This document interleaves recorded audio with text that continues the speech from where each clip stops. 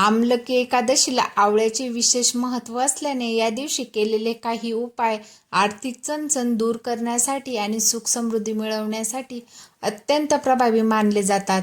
येथे काही प्रभावी उपाय मी तुम्हाला सांगणार आहे. 1 नंबरला आहे आर्थिक वृद्धीसाठी उपाय.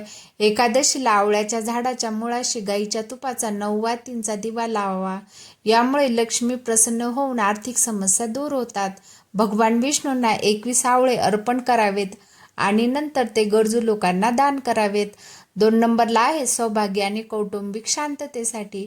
आवळ्याच्या झाडाला पिवळा सुती धागा गुंडाळून 7 वेळा प्रदक्षिणा घालावी. यामुळे वैवाहिक आयुष्यातील वाद मिटतात. या दिवशी विष्णूंसोबत माता लक्ष्मीची पूजा करावी आणि त्यांना गुलाल अर्पण करावा. 3 नंबरला आहे आरोग्य प्राप्तीसाठी.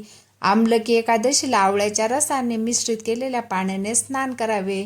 यामुळे शरीरातील नकारात्मक ऊर्जा नष्ट होते आणि आरोग्य लाभते. आजच्या दिवशी किमान 1 आवळा प्रसादाच्या रूपात आवर्जून खावा. 4 नंबरला आहे नोकरी आणि व्यवसायातील यशासाठी. भगवान विष्णूंच्या मूर्तीला तुळशीचे पान आणि आवळा अर्पण करून विष्णू सहस्त्रनामाचा पाठ करावा. एका पिवळ्या कापडात आवळा बांधून तो आपल्या तिजोरीत किंवा कामाच्या ठिकाणी ठेवावा. 5 नंबरला आहे विवाहातील अडथळे दूर करण्यासाठी.